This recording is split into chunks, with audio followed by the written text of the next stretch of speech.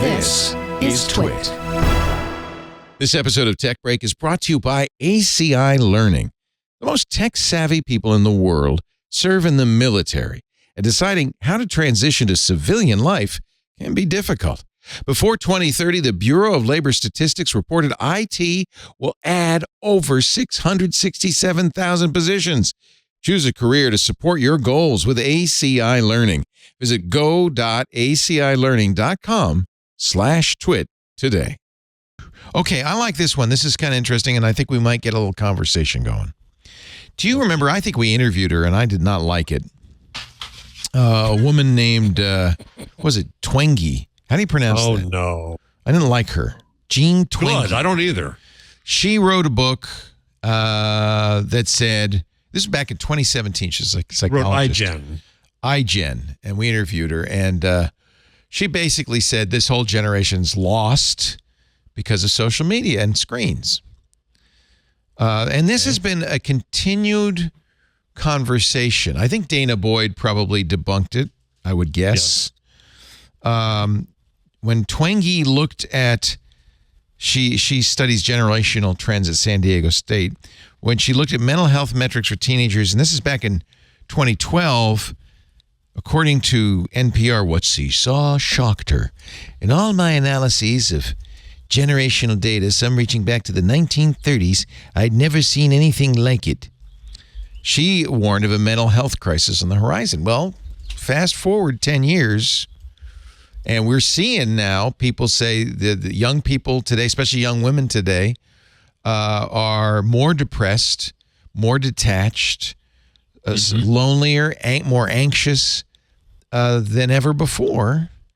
You've got a teenager, Stacey. What are your thoughts? I think it's silly to ascribe all of this to social media.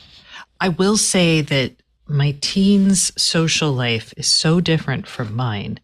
Part of that is COVID. So for over a year, they were isolated.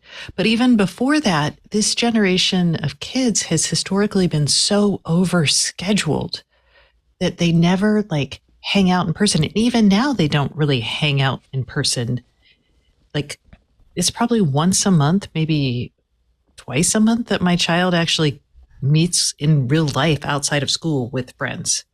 And I think that probably has a lot. I mean, I'm not saying social media is part of that. At least they're having connections with people, I guess. And there are implications of pile on bullying and things like that. But I also think a lot of it's if you try to make plans with somebody, they're in club sports, so they're never available, or they're part of some team or theater or some part of school, then they're at least hanging out possibly in person with other people. But it is high drama to try to get your kids together with other kids. Yeah, I mean, I don't think anybody denies that it's hard right now to be a teenager. But I think to say it's social media or screen time is oversimplistic. There are other things, as you say, overscheduling. But you could trace that back to stranger danger too. This bogus promotional thing that oh God, don't let your kids out of the house. They're going to get assaulted. Really colored. We were all latchkey kids. Yeah. I feel at the same time I was stranger dangered, I was also no one was watching me. Right. But you didn't, when I was a kid, you went out to the street and you played. And we did that when I was we just went to the mall and played. But I think even that was constrained over time. Exactly. No, that would seem to be evil too. Yeah, you just said, no, don't go out. We don't know. Some stranger's going to abduct you. And that was, I'm not saying it's all of it. I'm not saying social media is not part of it. But there's so many possible root causes. Society's changed a lot. And then the other thing, and Jeff and I will always, I know, bring this up, which is when we were kids, it was rock and roll and Rolling Stone magazine. I mean, there's always something when the old generation. I liked Rolling Stone. No, I know, but I'm just saying when the younger generation is disconnected from the older generation, that we called it the generation gap. Well, that's Twenge's new book now. It's called Generations. Yeah, she's doing all that generational stuff.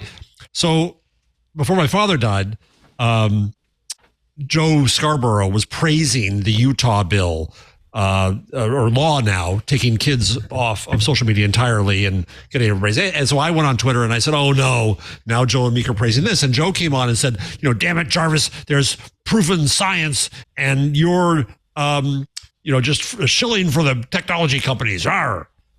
So I said, I'm going to come back and give you some data. So I have a long thread in there, line 60, which I did for Joe, but I'll do for here now, which has a lot of data and many studies that directly respond to both Twenge and her partner in crime, Jonathan Haidt from The Atlantic. Do you think she cherry picked a little bit?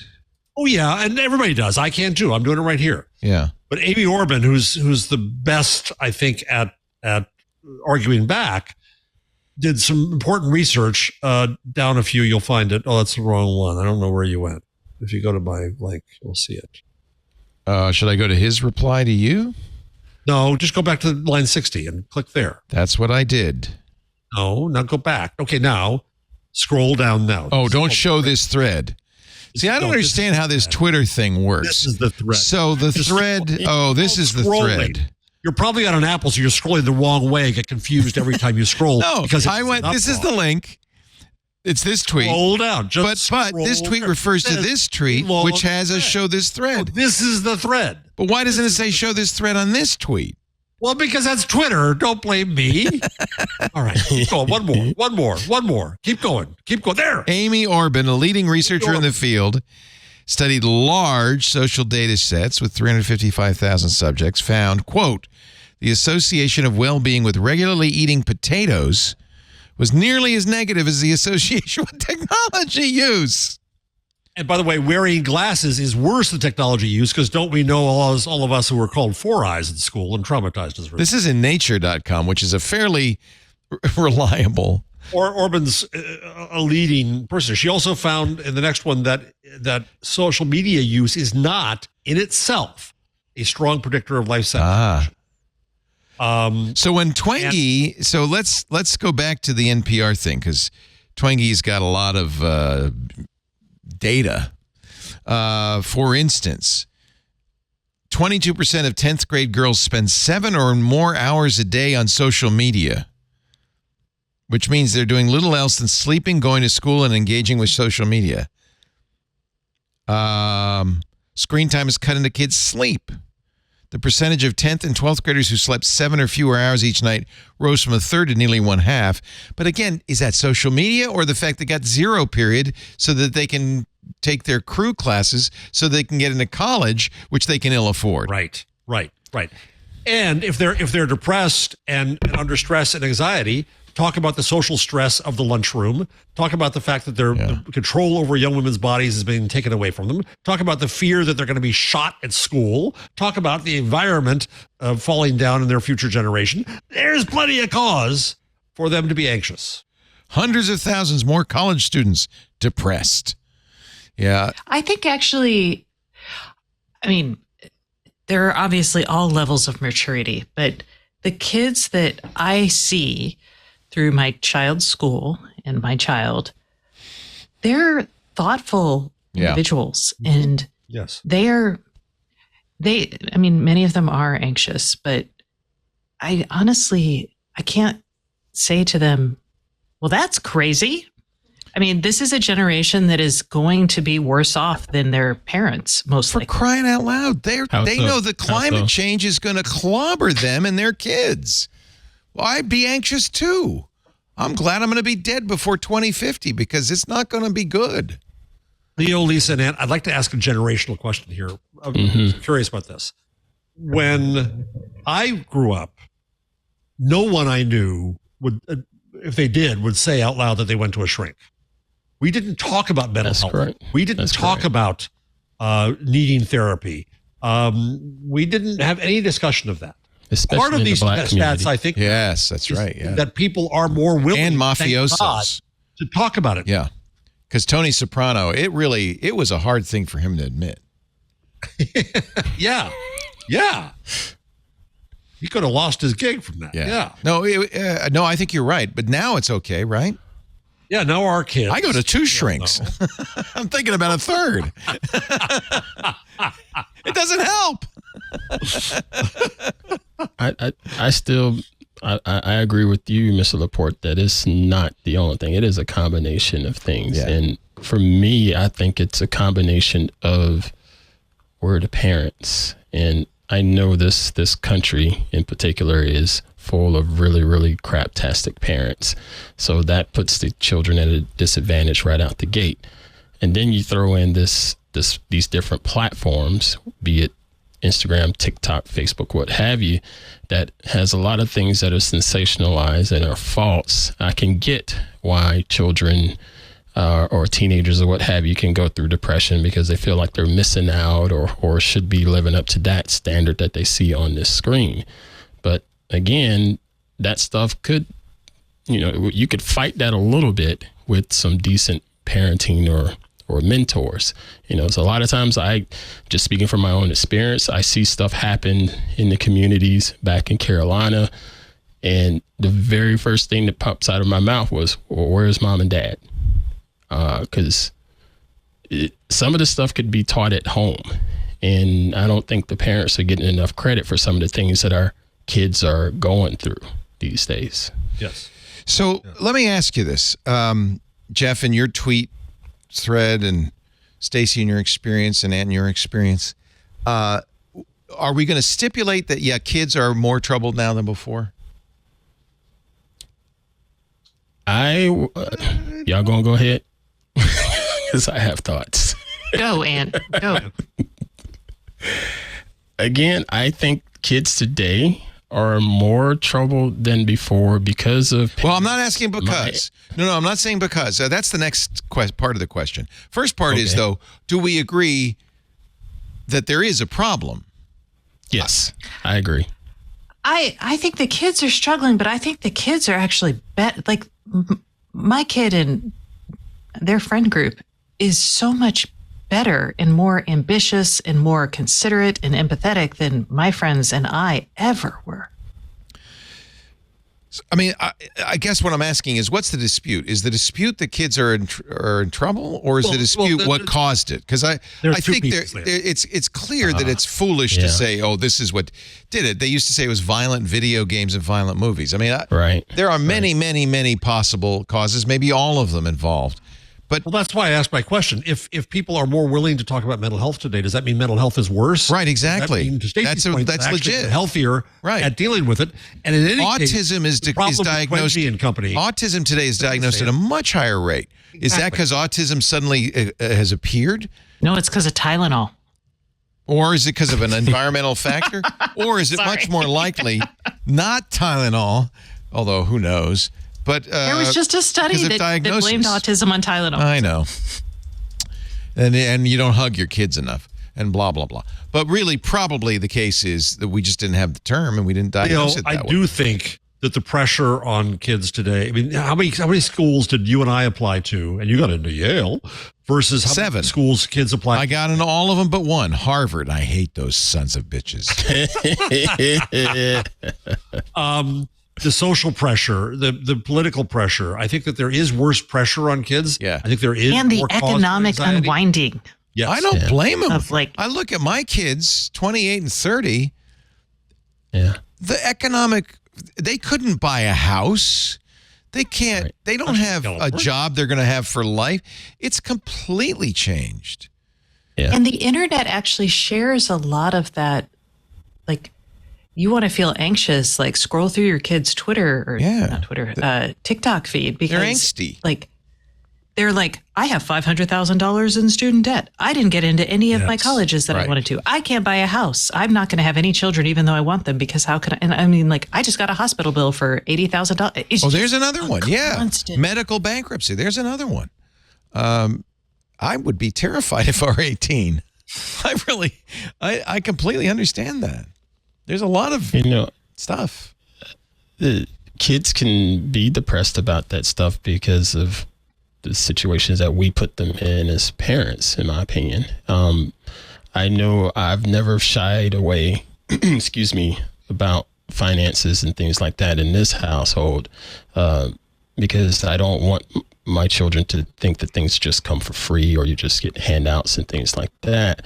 Everything has a consequence. Everything has a price. We have free lunches in school, but I try to explain to them that free lunch is costing somebody else somewhere else. And I need them to understand that. And so, every now and then they can be quite anxious about, man, I don't want to have all of this debt for college because college is going to cost, $250,000 at some point. And I don't want that hanging over my head. So, I should probably think about getting myself in a better position. And that can be quite anxious, but unfortunately, that is life right now. And I've also respected greatly how you talk about mental health. And use this platform to do so. Yeah, I don't shy away from it, because again, a few minutes ago, as you were saying, from a generational standpoint, you didn't talk about it. And then I can tell you for a fact, Black folks did not talk about depression. Yep. And when depression or anxiety or anything like that came up, you were called, quote, crazy, or you were told, go, especially in the South, go and pray it away or something like that. And that's not cool. People can have chemical imbalances that can lead to mental health concerns. So, you've always done a great job with your boys. You've parented them very well, but I think I'm trying. You've fallen a little bit of a trap that a lot of parents whose kids have done well fall into. And I don't know if it's just your parenting. I think you kind of lucked out. I think there are plenty of very good parents whose kids are very troubled, very concerned. I include myself in this. I'm sure, Jeff, you probably include yourself. Yeah. It's not that we were bad parents. You lucked out. You did well. But I don't think I'm still not done, though. Good parenting isn't the only problem by any means.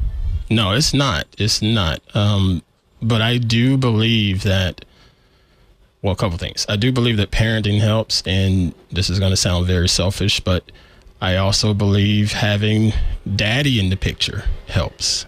I hate that there's so many single mothers out there, and just look at statistics from the Black side of things. Black dudes, we had to do better. We got to stay in the picture. Yes. And this is a big conversation, I know, in the Black community, but you could also say, and what happened to religion, look at the divorce rate. I mean, we're in a different world, and there are many, many things. I love Taylor Lawrence's response. You quote this in your tweet thread. Taylor says, people are like, why are kids so depressed? It must be their phones, but never mention the fact that we're living in late-stage capitalist hellscape during an ongoing deadly pandemic with no social safety net as climate change cooks the world. Yeah, there are a few things to worry about. Just a few. Right below that, the Russ Douthat column in the New York Times, blames secularization, blames cancel culture. It's a pure political agenda. Try to find the things that are screwing up kids today. And on the left, I'm going to blame billionaires. It's billionaires' fault. That's whose it is. Problems. Watch Succession. So, I mean, look. Their fair share. There's a lot of reasons. So that's why I asked the question, do we agree that there's a mental health crisis among young people? I agree wholeheartedly. And then the next question is, well, what caused it? I don't know. Stacey, do you agree with the premise? I do agree that there's a mental health crisis among young people. I would even say that mental crisis extends up to even millennials. Yeah. Like, it's not just teenagers. No, my kids are millennials. I'll vouch for that. The lack of the economic precariousness. I mean, we've known that was stressful for a long time, looking at, I'll say Black communities or other communities that have historically been unable to access economic privilege, right? Now everyone's kind of getting into that place. And we're all going to be there. And it's scary. Yeah. Well, anyway. So Leo, when I saw take that, Gene Twangy. Thank you, Leo. Because when I saw that rundown, I thought, oh God, get my blood pressure. No, that's why I put in the rundown. I am looking for things that could surprise me to get your blood pressure. No. This was a great conversation. I think this was an important conversation. Yeah. And you're right. It's easy I understand why Joe Scarborough said, hey, you technology guys, you're defending technology. I understand why they say that. But honestly, it's not just to defend technology. It's to point out there are a lot of other things. Yeah, there's a lot of nuance to it. And all of this is to say there is more that the platform should be doing for young people, for content, for lots of things. But you know me, I'm no fan of any of these social media platforms, by the way, except for Mastodon. But the Utah law is ridiculous. Today, we don't have it in the rundown because I didn't bother because I saw this and I thought it was going to be an overdose. But today, a bipartisan group just this afternoon announced new legislation to legally forbid children under 13 from being anywhere on social media, and to forbid the use, this is what's ridiculous, of any algorithm, because algorithms are bad, on anybody up to 18. And our friend Nir Weiss-Blatt put up a really good piece on Tech Meme, which I don't think I put in the rundown, where she said everything that Tristan Harris did against social media is all this evil. Just like Fear for Fear is now transferring that to AI. So from social media to algorithms to AI, it's a continuum of Ant, get ready. I'm going to say it. Moral panic about this. Yeah. Not productive in dealing with the underlying problems. Well, that's because if we dealt with the underlying problems, we'd have to fix the world, our entire society. Yeah. Well, no, I was going to say, I mean, I don't know how we do this, because we've put corporate well-being above societal well-being. We've put individual well-being above societal well-being. And we're going to just ride that train to the very end. And we're kind of getting close, I feel. It'll be interesting. Yeah, by the way, runs make an interesting opportunity to change things. But I mean, honestly, I think you could add politicians to the cause as well. I mean, if I were young and I were looking at the disarray of our national polity, I would not have high hopes. And then what's it look like? The 2024 election is going to be between two people in their 80s. Oh, great. That's wonderful. That'll solve it. Those old folks knew. So the bill you were talking about unveiled today, the Protecting Kids on Social Media Act, is bipartisan, created by Hawaii Senator Brian Schatz, a Democrat. Tom Cotton, a wonderful Republican. Chris Murphy of Connecticut. Katie Britt. This is left and right. This is these, found their cause they can agree on. It's all the internet. Common cause. It's all the internet. By the way, speaking of parent, isn't it up to the parent to decide? I go back to Dana Boyd. She grew up in some small Pennsylvania town feeling like a freak and weirdo. And it was because of the internet and connecting that she could find out that she wasn't alone. She wasn't a freak. She was brilliant. And it's up to parents to decide how their children should be doing this. But it's like decreeing that no kid can be outside alone in your backyard anymore.